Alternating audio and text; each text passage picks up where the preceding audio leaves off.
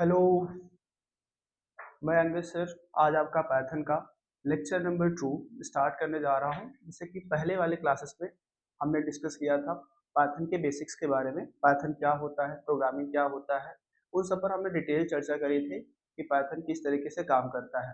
तो वहाँ पर हमने कुछ थियरी टॉपिक्स देखे थे, जैसे कि वेरिएबल्स कैसे बनाए जाते हैं और वेरिएबल का उपयोग कहाँ पर होता है। तो उस दिन मैंने थोड़ा सा प्रैक्टिकल स्टार्ट किया था, बट कुछ नेटवर्क इशू की वजह से प्रैक्टिकल प्रॉपर हो नहीं पाया था। तो आज की क्लास में हम स्टार्ट करने जा रहे हैं पाइथन का प्रैक्टिकल। ठीक है, कि पाइथन को प्रैक्टिकल कैसे करते हैं, कैसे उसको परफॉर्म करते हैं। ठीक है, तो आज की क्लास में हम वही डिस्कस करने वाले हैं। तो ये है आपका पाइथन का लेक्चर नंबर 2। यदि आपने पहला वीडियो नहीं देखा हो तो उसको जाकर के जेके कंप्यूटर इंस्टीट्यूट प्रयागराज आपको यूट्यूब चैनल मिल जाएगा, वहां से जाकर के आप पहले वीडियो को एक्सेस कर सकते हैं।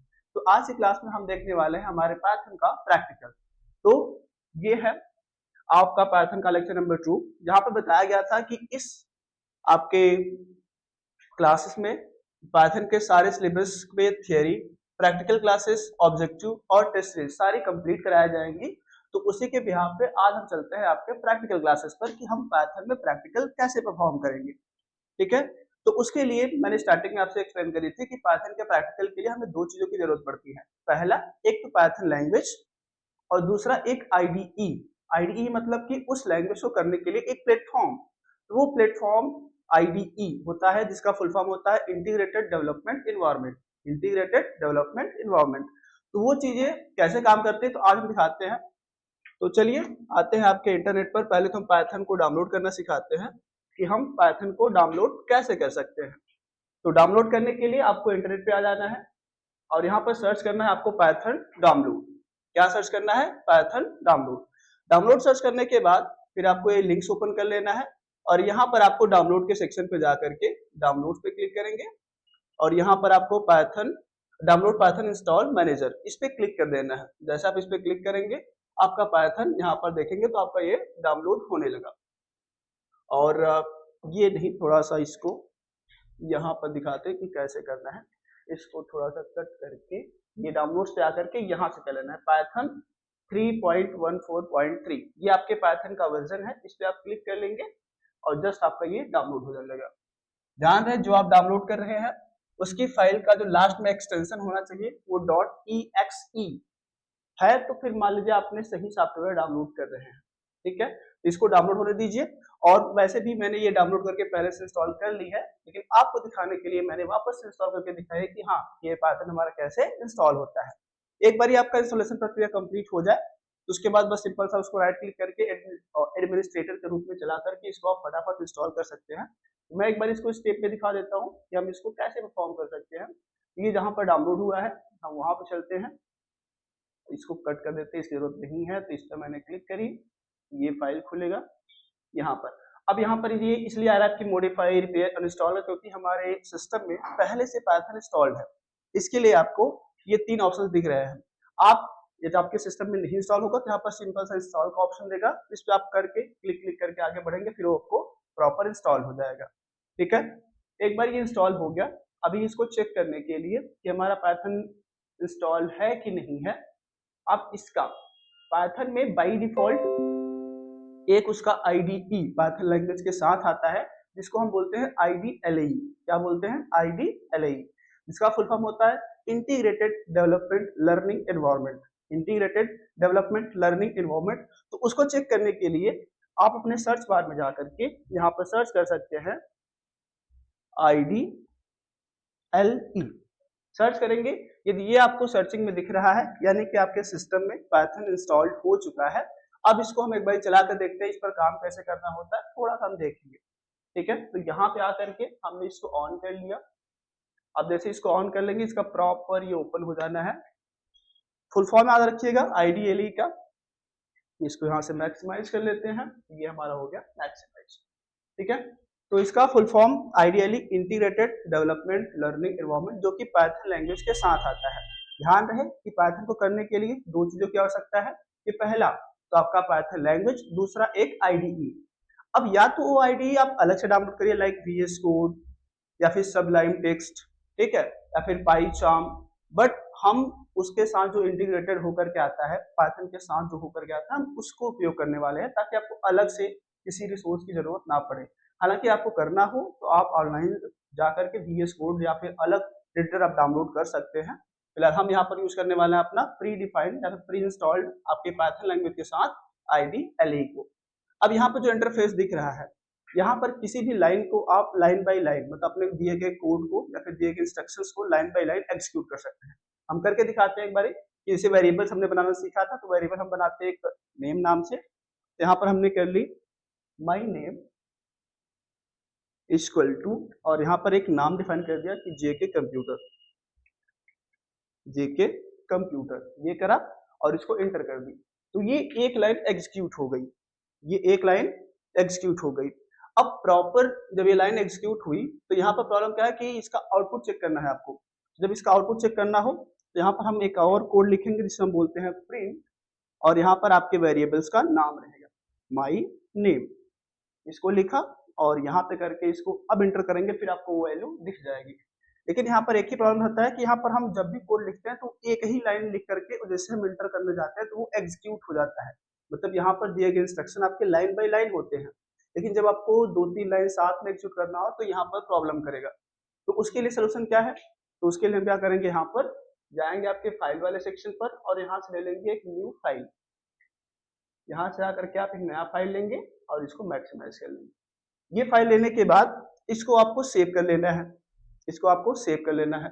और जैसे मैंने यहाँ पर अभी सेम चीज वही करते हैं, हमने लिखा माई नेम इक्वल टू, और यहाँ पे ले लिया आपका जेके कंप्यूटर, जेके कंप्यूटर। अब यहाँ पर थोड़ा सा जब साइज आपको, जैसे कि आपके एडिटर में साइज आपको बहुत छोटा लग रहा हो, तो एडिटर की साइज को बड़ा कैसे करेंगे, मतलब इसके जो फॉन्ट्स दिख रहे हैं ये प्रॉपर छोटे दिख रहे हैं, इनके थोड़ी बहुत फॉर्मेटिंग कैसे करेंगे कि साइज बड़ा कैसे करना है। तो उसको करने के लिए आपको जाना है ये ऑप्शन पर,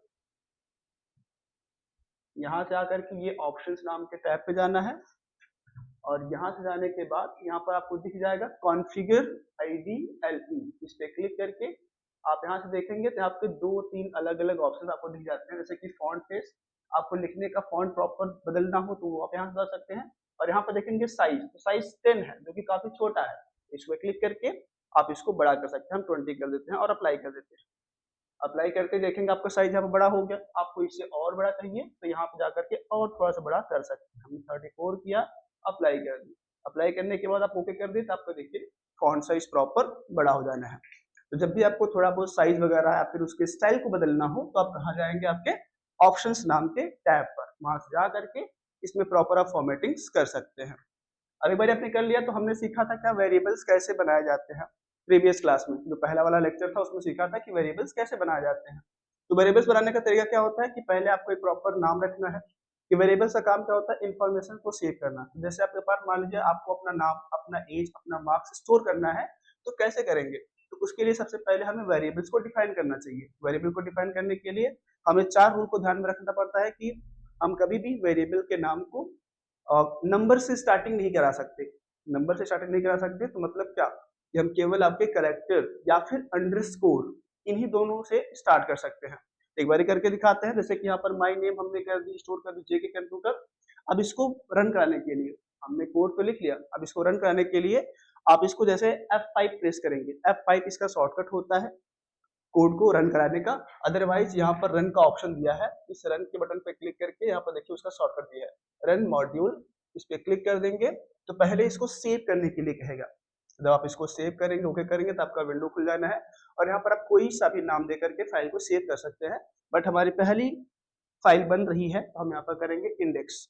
ध्यान रहे यदि आप अलग एडिटर में होंगे, लाइक आपका VS कोड या फिर सबलाइन, तो वहां पर आपको फाइल नेम के बाद .py लगाना जरूरी होगा। अलग आप में होंगे तो यहाँ पर .py लगाना जरूरी होगा। लेकिन यदि आप IDLE पे काम कर रहे हैं तो यहाँ पर .py लगाने की जरूरत नहीं है। ये पहले से समझ आता है कि हाँ ये हमारी पाइथन की फाइल है। ये चीज का ध्यान रहे। यदि आप अलग एडिटर पे होंगे तो आपको फाइल नेम के बाद .py लगाना पड़ेगा। अब ठीक है, आप यहाँ पर नहीं लगाएंगे, लेकिन कल को जब आपसे कोई आपके ओ लेवल एग्जाम्स में क्वेश्चन पूछेगा कि पाइथन फाइल का एक्सटेंशन क्या होता है, तो वहां पर आप क्या देंगे .py। क्या देंगे, डॉट पी वाई। हालांकि आपको सेव करते समय यहाँ पर लगाना नहीं है, वो अलग रिटर्न की जरूरत पड़ती है, लेकिन ये आपके पाइथन लैंग्वेज के साथ ही आता है, तो इसकी वजह से इसमें डॉट पी वाई लगाने की जरूरत नहीं पड़ेगी। ठीक, तो अब इसको सेव कर लेते हैं, और ध्यान दें कि लोकेशन आप इसके अलावा कहीं और रख लीजिएगा, चाहे डेस्कटॉप, डाउनलोड्स या फिर डॉक्यूमेंट्स, क्योंकि ये जो आपका फोल्डर दिया गया है ये पाइथन लैंग्वेज का है, तो यहाँ पर ना सेव करके आप कहीं और अपने फाइल को सेव करेंगे ज्यादा बेहतर रहेगा, कल को ढूंढने में भी, कि मान लीजिए अपने फाइल बना ली, अब इसको ढूंढेंगे कैसे, तो उसके लिए भी यहाँ पर मान लीजिए हमने डेस्कटॉप पर आकर के इसको इंडेक्स करके सेव कर ली, और जैसे हम सेव करेंगे और फिर वो लाइन एग्जीक्यूट हो जाती है। और ध्यान रहे कि ये आपका जो आइडियली सेल था जहां पर आपके पाइथन का आउटपुट दिखता है, यहाँ पर आपने जब अपने आईडीई को ऑन करते हैं, वहां से जितनी बार उसका आउटपुट चेक करेंगे, सारा आउटपुट एज ए हिस्ट्री के तौर पर इसके ऊपर रहेगा, जो भी आएगा उसके नीचे बॉटम वाले एरिया पर वो उसका नया आउटपुट आता है। तो नए वाले मतलब कोड में जो हमने अभी कोड किया, यहाँ पर अभी हमने प्रिंट स्टेटमेंट नहीं लगाया, यहाँ पर हमने केवल वेरिएबल को स्टोर किया है। तो वेरिएबल को स्टोर करने के लिए ये सिंटेक्स इनफ है, लेकिन आपको चेक करना है इसका क्या आउटपुट आएगा, इसको हमें देखना है कि आउटपुट पे कैसा दिखेगा, तो उसके लिए आपको प्रिंट नाम का स्टेटमेंट या प्रिंट नाम का फंक्शन यूज करना पड़ता है, जिससे कि आप अपने वेरिएबल्स को प्रिंट करा कर चेक कर सकते हैं कि हाँ वेरिएबल में जो स्टोर किया गया है वो क्या है। तो एक बार करके देखते हैं कि हाँ हमारा प्रिंट स्टेटमेंट कैसे काम करता है। ठीक, तो यहाँ पर जाते हैं और यहाँ पे हमने लिखा आपका प्रिंट फंक्शन, और यहाँ पर आपके वेरिएबल्स का नाम, जैसे कि माय नेम दिया और इसको ये करा और इसको रन करा दिया और ओके कर दिया। तो यहाँ पर देखिए आपका जेके कंप्यूटर्स मिल गया। ठीक, तो ये तो आपका ये हो गया सिंपल। अब ऐसे आपको कुछ और वेरिएबल बनाने हैं, जैसे कि नेम हो गया, एज का, मार्क्स का, ठीक है, आपके पास जितने भी इंफॉर्मेशन है आप उन सब का वेरिएबल बना करके प्रैक्टिस कर सकते हैं। यहाँ किसी डेटा को अपने पाइथन लैंग्वेज में या फिर प्रोग्राम में स्टोर करना हो तो हम किस तरीके से कर सकते हैं, तो वही हम यहाँ पर करके दिखाते हैं एक बार कुछ और वेरिएबल्स बना करके, फिर आगे चर्चा करेंगे। और ध्यान रहे कि इसे आपने इसको रन करा लिया, अब अपने आउटपुट के सेक्शन पे आ गए। अब आपको वापस से जाना है अपने इनपुट सेक्शन पर, ठीक है, तो कैसे जाएंगे, ठीक है, तो जब भी आप अपने इनपुट के सेक्शन पे आ जाते हैं, सॉरी आउटपुट, जहां पर आपका आउटपुट दिख रहा है, यहां से आ गया, अब यहां से पीछे जाना हो तो आप कीबोर्ड में एक शॉर्टकट प्रेस कर सकते हैं, अल्ट प्लस टैब। होता क्या है कि जो भी आपके टास्क बार में टैब ओपन रहते हैं, तो उनके बीच में स्विच करने के लिए आपका अल्ट टैब काम आता है। तो अभी हमारा इनपुट भी ऑन है, अभी हमारा आउटपुट भी ऑन है, तो हम यहाँ पर अल्ट टैब के साथ स्विचिंग कर सकते हैं। जैसे मैंने कीबोर्ड से प्रेस करी अल्ट टैब, तो देखिए यहाँ पर अपने कोड पे आ गया, और यहाँ पर हम कुछ और वेरिएबल्स बना सकते हैं। तो यहाँ पर जा करके हम कुछ वेरिएबल बनाते हैं, तो ये आ गए, और यहाँ पर हमने लिखा एज करके, एज में लिखा और ये आपका कर लिया 45। ऐसे मान लीजिए हमें लोकेशन कर लेते हैं, लोकेशन इक्वल टू, और यहाँ पर प्रयागराज,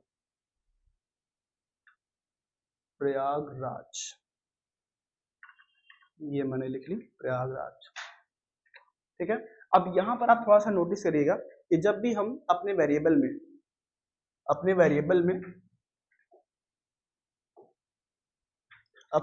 में टेक्स्ट लिख रहे हैं, तो यहाँ पर हम डबल कॉट्स का उपयोग कर रहे हैं, और जब हम नंबर यूज कर रहे हैं तो यहाँ पर हमने कुछ भी नहीं करी, नॉर्मल में नंबर रख दिया। और यहाँ पर अगेन जब हम यूज कर रहे हैं आपके कैरेक्टर्स को, यहाँ पर यूज कर रहे हैं आपका डबल कॉट्स, और नंबर के लिए हमने नहीं करी। तो होता यूं है कि जब भी आपको आपके वेरिएबल में टेक्स्ट को स्टोर करना होगा, तो वहां पर आपको डबल कॉट्स लगाना जरूरी है। डबल कॉट्स या फिर सिंगल कॉट भी लगा लेंगे, वो तो हम आगे देखेंगे कि हम इसके अलावा और क्या क्या कर सकते हैं, बट अभी के लिए याद रहे कि जब भी हम अपने वेरिएबल्स के अंदर टेक्स्ट को स्टोर करा रहे होंगे, तो वहां पर आपको डबल कॉट्स के साथ ही उपयोग करना है। नंबर रहेगा तो इसको आप नॉर्मल रख सकते हैं, लाइक 45, ठीक है। और हमने ये लिख तो लिया, अब इसको रन कैसे कराएंगे, तो सिंपल सा है, जैसे हमने माय नेम को प्रिंट कराया वैसे हम एज को और लोकेशन को भी करा सकते हैं। एक बार करके देखते हैं, फिर इसको हम साथ में प्रिंट करने का तरीका देखेंगे कि जब भी हम जो मल्टीपल वेरिएबल्स को या फिर मल्टीपल वैल्यूज को साथ में प्रिंट कराना होगा तो वो कैसे करा सकते हैं। ठीक, यहाँ पर करके देखते हैं। तो यहाँ पे आ गए और ये हमारा यहाँ पे लिखा हमने वापस से प्रिंट, और यहाँ पे लिख लिया आपका एज, और ये प्रिंट कर ली, और यहाँ पे लिख लिया आपका लोकेशन, और इसको रन करा दी। F5 करा और रन कराया। यहाँ पर देखिए तीन वैल्यूज आ गई। अब यहाँ पर थोड़ा सा एक चीज ध्यान रखिएगा कि जब हम यहाँ पर प्रिंट कर रहे हैं तो ये जो वैल्यू आ रही है पता नहीं चल रहा है कि ये क्या है, 45 क्या है या फिर प्रयागराज क्या है। ये आउटपुट से देख करके क्लियर ही नहीं हो रहा है कि ये जो आउटपुट आया है ये किसका आया है। हालांकि कोड तो हमने ही करा है, हमें तो पता होगा, लेकिन हम चाहते हैं कि जो भी हमारे आउटपुट को देखे वो क्लियर है कि हाँ ये वाला डेटा या फिर ये वाला डेटा या फिर ये वाला डेटा किस चीज का है। तो उसको करने के लिए हमें प्रिंट का एक नया सिंटेक्स याद रखना पड़ेगा कि जब भी हम प्रिंट फंक्शन यूज करते हैं तो इसके साथ हम multiple variables, multiple values print करा सकते हैं। तो वो कैसे काम करेंगे तो ध्यान रहे, तो जब भी हम कराते हैं ना तो यहाँ पर हम कॉमा के साथ आपके प्रिंट स्टेटमेंट में कॉमा के साथ आप मल्टीपल वेरिएबल्स प्रिंट करा सकते हैं। तो यहाँ पर हमने कर लिया कॉमा और इसके पहले लिख ली। अब जब भी आपके हमने बताया कि अभी जब भी आपको टेक्स्ट को लिखना होगा तो आपको डबल क्वाट्स का उपयोग करना पड़ेगा। तो हमें यहाँ पर टेक्स्ट ही प्रिंट करना है, इसलिए मैं डबल क्वाट कर ली और यहाँ पर जाकर के मैंने लिख ली माई नेम करके, माई नेम कर लिया। इसको प्रॉपर आप जैसे चाहे वैसे लिख सकते हैं और जरूरी नहीं है कि जो आपका वेरिएबल का नाम है वही आपको नाम रखना है, आप जिससे उसको डिफाइन कर सके आप वो नाम डिफाइन कर सकते हैं। जैसे माई नेम मैंने कर ली और यहाँ पर इसको रन कराया तो ध्यान से देखेंगे और प्रॉपर लिख के आया my name JK computer, my name JK computer, ये लिख करके चला है। ठीक है, अब इसको थोड़ा सा और प्रॉपर दिखाने के लिए आप यहाँ पर कॉलन यूज कर लीजिए जिससे कि थोड़ा सा और प्रॉपर दिखने लगेगा इस तरीके से, माई नेम जेके कंप्यूटर। ऐसा आप एज के लिए भी दिखा सकते हैं। तो यहाँ पे आकर के हम एज को भी डिफाइन कर लेते हैं। यहाँ पर हमने कर लिया एज और एक क्लोज करके फिर कॉमा करा और यहाँ पर एक कॉलन लगा लेते हैं ताकि ये प्रॉपर दिखे। यहाँ पर ऐसे कर लिया। ठीक, अब ऐसे नेक्स्ट आपके लोकेशंस के लिए भी काम करेगा। तो लोकेशन के लिए भी हम प्रॉपर कर लेते हैं सिंटेक्स को। यहाँ पे आकर के इसको यहाँ पर किया और यहाँ पर लिख लिया आपका लोकेशन और ये करी और यहाँ पर लगा लिया हमने कॉलन्स और इसको रन करा दिया। ओ, आ गया एरर। अभी ये एरर क्यों आया? क्योंकि हमने सिंटेक्स में कुछ गड़बड़ी करी है, जो कि यहाँ पर कॉमा लगाना था। क्योंकि एक साथ हमें जब मल्टीपल वेरिएबल या फिर मल्टीपल वैल्यूज प्रिंट करनी होगी तो यहाँ पर कॉमा जरूरी है, ताकि ये सेपरेट करने के लिए कि हाँ हमने दो अलग अलग वैल्यूज को प्रिंट करना चाहते हैं। यहाँ पर हमने रन कराई, यहाँ पर देखेंगे आपका कुछ इस तरीके से आ गया। ठीक है, ये तो था कि हम एक टेक्स्ट को और अपने वेरिएबल्स को कैसे प्रिंट कराएं। अब मान लीजिए आपको पूरा पूरा वेरिएबल ही कराना हो तो कैसे करा सकते हैं। तो यहाँ पे आकर के आप सिंपल से लिख सकते हैं क्या, अपना प्रिंट, और यहाँ पर सारे वेरिएबल्स को कॉमा कॉमा करके आप दे सकते हैं। लाइक माई नेम कर लिया, फिर कॉमा करके आपने एज कर ली और फिर कॉमा करके आपने लोकेशन कर लिया, कुछ इस तरीके से, और इसको करा क्लोज और नाउ रन करा दी। देखिए आपके तीनों वेरिएबल और तीनों वेरिएबल की वैल्यू एक ही बार में आ गई, जेके कंप्यूटर 45 एंड प्रयागराज। ठीक, तो कुछ इस तरीके से हम अपने प्रिंट स्टेटमेंट को अलग अलग वैल्यूज अलग अलग वेरिएबल को प्रिंट कराने के लिए यूज कर सकते हैं। पहला तो इसको आप नॉर्मल केवल एक वेरिएबल्स को एक बार में प्रिंट कराइए, और या तो कुछ इस तरीके से कि आपको अलग अलग वैल्यू अलग अलग वेरिएबल कॉमा के साथ सेपरेट करके आप बना सकते हैं। ठीक, ये तो हो गया प्रॉपर वेरिएबल्स को डिफाइन करना और इनको प्रिंट कराना, रन कराना। अब आते हैं कि जो आपके वेरिएबल्स के रूल्स थे वो कैसे काम करते हैं। जैसे जो पहला रूल था कि वेरिएबल को बताते समय उसका जो स्टार्टिंग रहेगा वो तो हम कैरेक्टर से करें या तो किसी स्ट्रिंग से करें, सॉरी अंडरस्कोर से, हम या तो किसी कैरेक्टर से करें या तो अंडरस्कोर से करें। और दूसरा रूल ये था कि वेरिएबल्स के पूरे नाम में हम टेक्स्ट को, नंबर को, अंडरस्कोर को, इन्हीं तीन चीजों को रख सकते हैं। इसके अलावा हम कोई और सिंबल नहीं यूज कर सकते, लाइक @ हैशटैग, ये करेंगे तो हमें मिलेगा एरर। और तीसरा सिंटेक्स था कि हमें कीवर्ड्स को अवॉइड करना है, वेरिएबल्स का नाम डिफाइन करते समय हमें कीवर्ड्स को अवॉइड करना है। और लास्ट वाला था कि ये हमारे केस सेंसिटिव होते हैं। अब इन रूल्स का क्या मतलब था एक बार करके दिखाते हैं इसको, तो फटाफट देखना ध्यान से। तो ये कर लेते हैं, नीचे आ जाते हैं और हम इसको ऊपर ले जा करके यहाँ पर लिखते हैं। ठीक है, अब बस मानिए कि हमें अभी यहाँ पर एक कमेंट टाइप कर देना है जिसको हमें रन नहीं कराना है, बस दिखाना है कि हम अभी क्या करने जा रहे हैं। तो इसके लिए पाइथन में होते हैं कमेंट, उन कमेंट को अप्लाई करने के लिए आप यूज करते हैं हैश का सिंबल। यहाँ से हमने यूज कर लिया आपका हैश। अब ये हैश आने से क्या हो जाना है कि इससे आपके आउटपुट पर कोई फर्क नहीं पड़ेगा, ये लाइन केवल आपकी कोड में रहेगी, जो आपके कोड को डिफाइन करेगी कि ये वाला लाइन या फिर ये वाला कोड किसके लिए काम कर रहा है। तो यहाँ पर हमने लिख लिया और यहाँ पर हम सिंटेक्स पास कर लेते हैं क्या, आपके वेरिएबल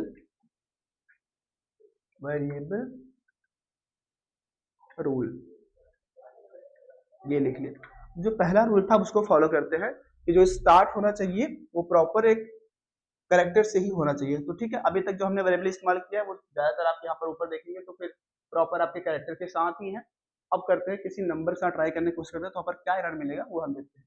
और ये जो बाकी के प्रिंट स्टेटमेंट है इसको हम कमेंट कर देते हैं ताकि ये हमारे आउटपुट में नहीं आए, क्योंकि हमें अभी केवल रूल्स वाले आउटपुट देखने हैं, तो इसको हम रखते हैं।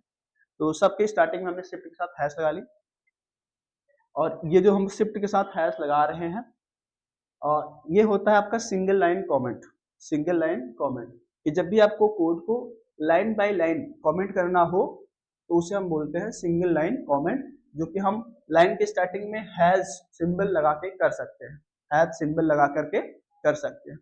ठीक है, ध्यान रहे एक लाइन करनी हो तो हैज। अब मान लीजिए हमें पूरे कोड को एक ही बार में कमेंट करना हो, पूरे कोड को एक ही बार में कमेंट करना हो, तो इसको करने के लिए हम यूज करते हैं आपका ट्रिपल कॉट्स, ट्रिपल सिंगल या फिर ट्रिपल डबल, आप जो चाहे इस्तेमाल कर सकते हैं। लेकिन ध्यान रहे कि जब पूरी लाइन को करना हो तब तो कैसे करते हैं, तो ध्यान रहे तो उसके लिए आपको बस लाइन की स्टार्टिंग में जाना है और यहाँ शुरू कर देना आपका ट्रिपल सिंगल कॉट्स, और जहां तक आपको करना हो वहां पर जाकर के इसको क्लोज कर दीजिए लाइक दिस। तो इससे क्या होगा कि ये पूरा पैराग्राफ, पूरी लाइन 8-10 लाइन जितनी भी लाइन आपको करनी हो साथ में, ये आप इसको स्टार्टिंग और एंडिंग में लगा दीजिए, ये पूरा लाइन आपका कमेंट हो जाता है। तो इसको बोलते हैं मल्टी लाइन कमेंट। क्या बोलते हैं? Multi line comment. सिंगल के लिए आपको हैश लगाना पड़ता है, और जब भी 2-4 लाइन साथ में कमेंट करना हो तो आपको ट्रिपल सिंगल कॉट्स या फिर ट्रिपल डबल कॉट्स के साथ आप इसको लगा सकते हैं। अब आपको रूल्स को बताते हैं, ये रूल्स कैसे काम करते हैं। तो यहाँ पे आकर के जैसे हमने कोई वेरिएबल्स डिफाइन कर ली, यहाँ पर करके जैसे मान लीजिए मैंने दे दी कोई किसी का मार्क्स स्टोर कराते हैं, तो यहाँ पर हमने मार्क्स कर ली और जहाँ पर हमने दे दिया मान लीजिए 45.5, ये तो आपको नॉर्मल है, इसको हम लिखेंगे और इसको प्रिंट करा देंगे, प्रिंट मार्क्स। यहाँ पर कोई प्रॉब्लम नहीं क्योंकि हमारा जो कंडीशन था वही काम करा और ये रन करा दिया हमने, ये प्रॉपर काम कर जाएगा। या तो हम ये कर ले, या तो करेक्टर को हम अंडरस्कोर से स्टार्टिंग कर ले, लाइक हमें मान लीजिए N1 बनाना था, हमने कर लिए अंडरस्कोर n इक्वल टू, यहाँ पर कोई नंबर पास करें जैसे इस तरीके से, और इसको भी हम प्रिंट करा लेते हैं साथ में। यहाँ पर कॉमा करके हमने अंडरस्कोर n यूज कर ली और इसको रन करा दिया। यहाँ पर देखिए प्रॉपर आ गया, यानी कि आप किसी वेरिएबल्स को करेक्टर से या फिर अंडरस्कोर से स्टार्ट कर सकते हैं, ये तो रूल कह रहा था। अब मान लीजिए इनसे हट करके हम कुछ करते हैं, लाइक हम कोई और सिंबल इस्तेमाल करना चाहें, जैसे हम यहाँ पे आकर के हमने इसको अंडरस्कोर से ना और स्टार्ट कर ली मान लीजिए @ के साथ और इसको रन कराया, तो यहाँ पर देखिए आ गया एरर। यहाँ पर देखिए एरर ये बोला कि invalid syntax may be you meant double equal to or single equal to instead of equal to, मतलब इसके पहले आप कोई और सिंबल देना चाहते हैं। ठीक है, तो ध्यान रखें जैसे हमने यहाँ पर कोई तीसरा मतलब अंडरस्कोर के अलावा कैरेक्टर्स के अलावा कोई तीसरा सिंबल यूज करने चाहें तो यहाँ पर मिल गया हमें एरर। तो इस चीज का आपको ध्यान रखना कि कभी भी हम वेरिएबल को स्टार्ट करते समय अंडरस्कोर के अलावा और कोई सिंबल यूज नहीं कर सकते हैं। तो हमने इसको हटा दी इधर से और प्रॉपर अंडरस्कोर रख ली। और यहाँ पर हम मान लीजिए हमें दो अलग अलग वेरिएबल बनाना है जैसे कि n1 और n2, तो हम इसको ऐसे नहीं लिख सकते कि 1n या फिर 1 2। तो इसको मैंने रन कराया, यहाँ पर देखिए भी एरर इनवैलिड डेसिमल लिटरल, तो ऐसे ही आपको एरर मिलेंगे जो आप गलतियां करेंगे। तो अभी इतने से आपको क्लियर हो गया होगा कि वेरिएबल्स को बनाते समय उसके स्टार्टिंग में हम नंबर्स को या फिर अंडरस्कोर के अलावा किसी दूसरे सिंबल को इस्तेमाल नहीं कर सकते हैं। ये इसका पहला रूल था। अब आते हैं दूसरे रूल पर। ठीक है, तो यहाँ पर इसको हमने नॉर्मल रख लिया। दूसरा रूल ये कहता है कि वेरिएबल्स के पूरे नाम में हम कैरेक्टर्स को, नंबर को और किसी तीसरे सिंबल को अंडरस्कोर को ही इस्तेमाल कर सकते हैं, इसके अलावा कुछ नहीं कर सकते। तो एक बार करके दिखाते हैं। अब जैसे मान लीजिए हमने यहाँ पर जो है वेरिएबल्स के नाम में हमने ये कर ली, ये वेरिएबल का नाम है, यहाँ पर हमने कर लिया लास्ट में n1, तो यहाँ पर आपको कोई एरर नहीं आएगा। और साथ में जब यहाँ पर आपने n1 करा है तो आपको यहाँ भी n1 करना पड़ेगा, क्योंकि ये वाला वेरिएबल तो कहीं डिफाइन ही नहीं है। तो उसके लिए आपको अभी मान लीजिए मैं ये करके रन कराता हूँ, जो वेरिएबल मैंने बनाई नहीं है उसको मैं प्रिंट कराता हूँ। यहाँ पर ध्यान रखें कि जो वेरिएबल मैंने बनाई नहीं है, यहाँ पर देखिए n1 है, बट हम यहाँ प्रिंट कर रहे हैं _n, तो यहाँ पर एरर क्या मिलेगा, इस चीज को ध्यान रखें कि जब भी हम मान लीजिए ऐसा कुछ करते हैं, जो वेरिएबल हमने नहीं बनाई है उसको हम रन करने की कोशिश करेंगे, तो वहाँ पर हमें कोड में कोई गड़बड़ नहीं आएगा, लेकिन आएगा ये आउटपुट पर। यहाँ पर देखिए आ गया एरर, और एरर क्या आया, यहाँ से नेम एरर कि नेम ये इज नॉट डिफाइंड, कि ये वाला वेरिएबल डिफाइंड ही नहीं है, तो इसलिए प्रिंट ही नहीं कर पा रहा है वो। तो क्या करेंगे, अभी बैक जा करके इसको हम सुधारेंगे, पहले इसको यहाँ से कट करें, ये पीछे आ गए, और यहाँ पे आकर के ये वेरिएबल्स हम हटा देते हैं, लाइक आपका ये n1, और इसको रन कर दिया, तो ये आ गया प्रॉपर, ये हो गया।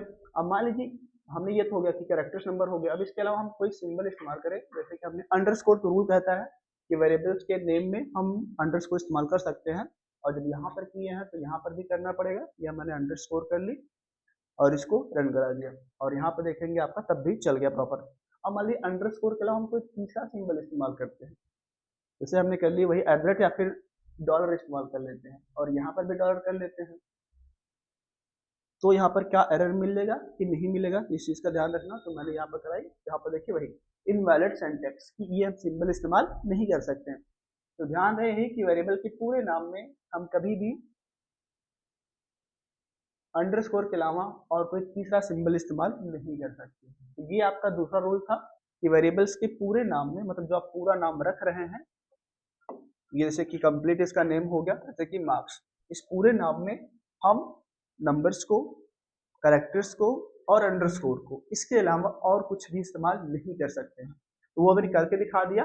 अब इसका तीसरा रूल आता है कि हम इसको बनाते समय कीवर्ड जो होते हैं पाइथन में उसको इस्तेमाल नहीं कर सकते हैं। अब कीवर्ड क्या होता है ये मैंने पहले एक्सप्लेन कर रखी है पहले वाले वीडियो में, ठीक है, जहाँ पर बताया था कीवर्ड हमारे पाइथन में कुछ रिजर्व्ड वर्ड होते हैं जो पाइथन के प्रोग्राम स्ट्रक्चर को डिफाइन करते हैं कि हाँ इसका मतलब क्या होगा, ठीक है। लाइक जैसे प्रिंट, अभी ये प्रिंट पहले से पाइथन में डिफाइंड है, तो किसी चीज को प्रिंट कराना हो तो आपको प्रिंट वाला फंक्शन इस्तेमाल करना पड़ेगा। तो वैसे ही बहुत सारे कीवर्ड्स होते हैं जो पहले से हमारे पाइथन प्रोग्राम में डिफाइन किए जाते हैं, तो वो हम वेरिएबल के तौर पे इस्तेमाल नहीं कर सकते। और उन्हीं में से एक है आपका जैसे कि इफ होता है कंडीशन अप्लाई करने के लिए, बट हम इफ को ट्राई करें एज ए वेरिएबल, तो यहाँ पर क्या मिलता है उसको करके दिखाते हैं एक बार, इसको हटा दिए और यहाँ पर करके दिखाते हैं। तो यहाँ पर जैसे मैंने कर लिया कि आपका इफ इक्वल टू मान लीजिए 45 कर ली, और यहाँ पर इसको प्रिंट करने की कोशिश करते हैं और देखते हैं यहाँ पर क्या एरर मिलता है। हमने इफ को करिए प्रिंट, और ध्यान रखें जब आप कीवर्ड का इस्तेमाल करके वेरिएबल को बना रहेंगे ना, तो यहाँ पर देखें थोड़ा सा एक कलर अलग हो गया। पहले नॉर्मल हमारा ब्लैक रहता था, लेकिन जैसे मैंने कीवर्ड इस्तेमाल करी वो अलग कलर से शो होने लगा।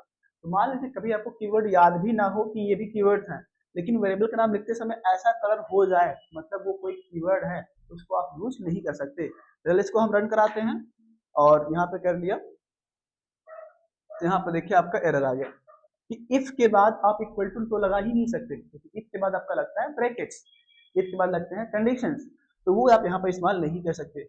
ऐसे ही आप किसी भी कीवर्ड को एज ए वेरिएबल नेम इस्तेमाल नहीं कर सकते। इस चीज का ध्यान रहे कि जब भी हम वेरिएबल्स को डिफाइन कर रहे होंगे तो यहाँ पर हम कीवर्ड्स को वेरिएबल नहीं इस्तेमाल कर सकते, ठीक। तो यहाँ पर हम कुछ और दे सकते हैं, जैसे आपको जो भी देना हो, यहाँ पर जाकर के इफ के अलावा मान लीजिए हम इफ को केवल आई कन्वर्ट कर दें, जैसे आई हुआ, क्योंकि आई डिफाइंड नहीं है तो उस वजह से वो ब्लैक हो गया ना, यहाँ पर कोई दिक्कत नहीं आ गई, ये हो गया। अब जो लास्ट वाला था, लास्ट वाला रूल क्या कहता है आपका, ये हमारे केस सेंसिटिव होते हैं। देखिए केस सेंसिटिव का मतलब क्या होता है कि कैपिटल वाले वेरिएबल अलग बनेंगे, स्मॉल वाले अलग बनेंगे। अब इसका क्या मतलब है, तो मैं यहाँ पर दो वेरिएबल के साथ कंपेयर करके दिखाता हूँ। तो यहाँ पर जैसे मैंने मान लीजिए यहाँ पर जाकर के हमने एक x मान ली बराबर बना, और यहाँ पर कोई नंबर रख लिया लाइक 5, और सिर्फ नीचे करके हमने कैपिटल X बना ली, कैपिटल X, और यहाँ पर कर लिया इक्वल टू करके 23। यहाँ पर दोनों ही वेरिएबल अलग है, दोनों ही वेरिएबल अलग है, यानी कि स्मॉल x अलग वेरिएबल है, कैपिटल X अलग है, यानी कि जब इनका आपके मेमोरी में स्टोरेज बनेगा तो अलग अलग नाम से बनेगा। यहाँ पर कोई आपको एरर नहीं मिलेगा। हम इसको रन कराएं और यहाँ पर देखिए प्रॉपर कोई दिक्कत नहीं है। मैं इसको प्रिंट करके दिखा देते हैं कि हाँ ये कैसे काम करता है। यहाँ पर मैंने प्रिंट करी, पहले तो मान लिया स्मॉल x को, जब स्मॉल x करेंगे तो उसकी वैल्यू मिलेगी लाइक 5, और हमने कैपिटल X को करा ली तो उसकी वैल्यू मिलेगी लाइक आपका 23 कैपिटल X, और इसको रन कराया और ये आपका ये मिल गया। ठीक, तो याद रहे कि जब भी हम वेरिएबल्स को बना रहे हैं तो वहाँ पर यदि आपने कैपिटल कैरेक्टर्स रख ली वेरिएबल को बनाते समय या फिर स्मॉल रख ली तो उसको कहीं पर यूज करते समय आपको वैसे ही करना पड़ेगा। आपने कैपिटल बनाया है तो कैपिटल करना पड़ेगा, स्मॉल बनाया है तो स्मॉल करना पड़ेगा। इस चीज का आपको ध्यान रखना है। ठीक, तो ये आपके वेरिएबल्स के 4 रूल थे अलग अलग, कि जब भी हम वेरिएबल्स को बना रहे होंगे तो इन चीजों का ध्यान रखेंगे कि कभी भी वेरिएबल का जो नेम होगा उसके स्टार्टिंग में हम नंबर नहीं ले सकते। जब भी स्टार्ट करना होगा तो हम कैरेक्टर या फिर अंडरस्कोर के साथ ही करेंगे। दूसरा रूल कहता था कि हम वेरिएबल्स के पूरे नाम में आपके नंबर्स को, कैरेक्टर्स को और अंडरस्कोर इन तीनों के अलावा कोई और तीसरा सिंबल इस्तेमाल नहीं कर सकते, लाइक @ या फिर हैश या फिर डॉलर, इन सबको इस्तेमाल नहीं कर सकते।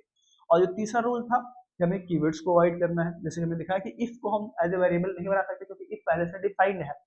और वैसे ही आपका लास्ट वाला था कि ये केस सेंसिटिव होता है, मतलब कैपिटल वेरिएबल अलग बनेंगे, स्मॉल वाले अलग बनेंगे, इनका आपके मेमोरी में लोकेशंस अलग अलग बनेगा। ठीक है, तो इस चीज को प्रॉपर आप प्रैक्टिस कर लीजिए कि हाँ वेरिएबल्स कैसे बनते हैं, इनका आउटपुट कैसे चेक किया जाता है। तो आपके आसपास जितने भी चीजें आपको दिख रही है सबके नाम का एक वेरिएबल बनाइए, इसको उसमें डेटा स्टोर करिए, इसको रन करा के चेक करिए और सारे रूल्स को अप्लाई करके देखिए कि हाँ ये रूल्स प्रॉपर अप्लाई होते हैं कि नहीं। ठीक है, इसको अप्लाई करिए और रन करा के देखिए कि हाँ ये हमारा कैसे काम करता है। ठीक है, तो इस चीज को प्रॉपर प्रैक्टिस करिए। यदि आपको प्रैक्टिस के दौरान कोई भी समस्या आती है तो प्रॉपर इस वीडियो के नीचे कमेंट का सेक्शन होता है, वहां पर कमेंट करके बता सकते हैं। आपको जितना जल्दी हो सकता है आपके इंस्टीट्यूट द्वारा आपको वो रिजल्ट दिया जाएगा कि क्या उसका एग्जैक्ट कोड होगा या फिर उसका आउटपुट आएगा। वो प्रॉब्लम सारी सॉल्व, मतलब जितने भी आपको कोड करते हुए प्रॉब्लम आएगी वो सारा आप कमेंट में बताइएगा, उसको सोल्यूशन करी जाएगी। ठीक है, तो आज के लिए इतना ही रहेगा। आज आपका प्रॉपर केवल वेरिएबल को डिफाइन करना, वेरिएबल्स कैसे हम बना सकते हैं, इस चीज को बताने का था। बाकी पहले वाले वीडियो में डिस्कस करी थी कि पाइथन प्रोग्रामिंग होता क्या है, बेसिक्स था। ठीक है, उस दिन प्रैक्टिकल नहीं हो पाया था तो आज प्रॉपर हमने प्रैक्टिस करके दिखाई और ये भी दिखाया कि आपका पाइथन लैंग्वेज कैसे इंस्टॉल की जाती है। तो उसके लिए आपको बस इंटरनेट पे जाना है, वहाँ पर सर्च करना है पाइथन डाउनलोड, python.org की वेबसाइट आ जाएगी और वहाँ से आप डाउनलोड के सेक्शन पे जाकर के पाइथन 3.14.2 उसका वर्जन है, उस पर क्लिक करेंगे आपको डाउनलोड है। ध्यान कि जब वो डाउनलोड हो रहा है तो उसके लास्ट में .exe लिखा हो तभी वो मतलब कि वो आपका पाइथन का एक्चुअल सॉफ्टवेयर है, अदरवाइज कुछ और लिखा है मतलब आपने गलत डाउनलोड कर रहे हैं, तो उसका ध्यान रहे। उसको डाउनलोड करने के बाद आप प्रॉपर उस पर डबल क्लिक करके जब इसको रन कराएंगे तो वहाँ पर बस इंस्टॉल का अलग से ऑप्शन दिख जाएगा, इंस्टॉल पे क्लिक करके बस नेक्स्ट नेक्स्ट करेंगे तो वो आपका प्रॉपर इंस्टॉल हो जाएगा। ठीक, इंस्टॉल हो जाने के बाद फिर इसको आप यहाँ से ऑन कर सकते हैं। बस सर्च क्या करना है आपको IDLE, यहाँ पर देखिए प्रॉपर उसका वर्जन भी दिख रहा है। इसको सर्च करने के बाद हमने दिखा है कि वहाँ पर आपको नई फाइल लेकर के कोड लिखना है। यदि आप इसको ऑन करते ही नॉर्मल लिखेंगे तो वहाँ पर आपको सेल की समस्या आएगी कि यहाँ पर आप एक लाइन को एक ही, मतलब जो लाइन लिखेंगे उसको एक ही बार में एग्जीक्यूट करना होगा। यदि मान लीजिए वो लाइन कंप्लीट है तब तो ठीक है, आपने आधी अधूरी लाइन लिखी है तो आपको मिल जाएगा एरर। तो इसके लिए आपको बनानी थी नई फाइल, फाइल पे जाकर के यहाँ पर बनानी थी आपको नई फाइल और यहाँ पर आपको पूरा कोड जितना लिखना हो, 10 लाइन का, 20 लाइन का, 50 लाइन का, जितना कोड लिखना हो आप लिख सकते हैं। लिखने के बाद आपको कराना था रन, और जब भी आप रन कराएंगे तो इसको पहले करना पड़ेगा सेव। रन कराएंगे फिर यहाँ पर एक फाइल नेम पूछेगा, यहाँ पर ये रन खुलेगा, ये कुछ काम ही गया था, इसको कर रहा था और दिखाते हैं कि इसे वापस करते हैं। तो यहाँ पर आगे हम अपने पुराने कोड पर, हाँ तो रन कराने के लिए आपको करना था फाइल और देखिए ये आपका रन कर जाता है। तो ऐसे वहाँ पे कर जाना हुआ क्योंकि ये वाली फाइल पहले से ऊपर थी इस वजह से वो रन नहीं कर रहा था। ठीक है, तो कुछ ऐसे आप वेरिएबल्स को बना सकते हैं, अपने पाइथन को अपना पहला प्रोग्राम लिख सकते हैं। ठीक है, तो अपना पहला प्रोग्राम लिखिए और बताइए कमेंट सेक्शन में कि कैसा रहा आपका अनुभव इस वेरिएबल्स के क्लास को देख करके। ठीक है, बाकी आज के लिए इतना ही, मिलते हैं आपसे अगले वीडियो में जहाँ पर हम पाइथन को और आगे से एक्सप्लोर करेंगे। लाइक अब जो हमने वैल्यूज में स्टोर करी है वो है क्या, जैसे कि यहाँ पर जो हमने वेरिएबल्स में स्टोर करके 5 क्या है, 23 क्या है, इस चीज को हम प्रॉपर देखेंगे कि ये जो उसमें डेटा आ रहा है वो क्या है, कितने प्रकार का होता है। ठीक है, बाकी मिलते हैं आपसे अगले दिन। आज के लिए इतना ही।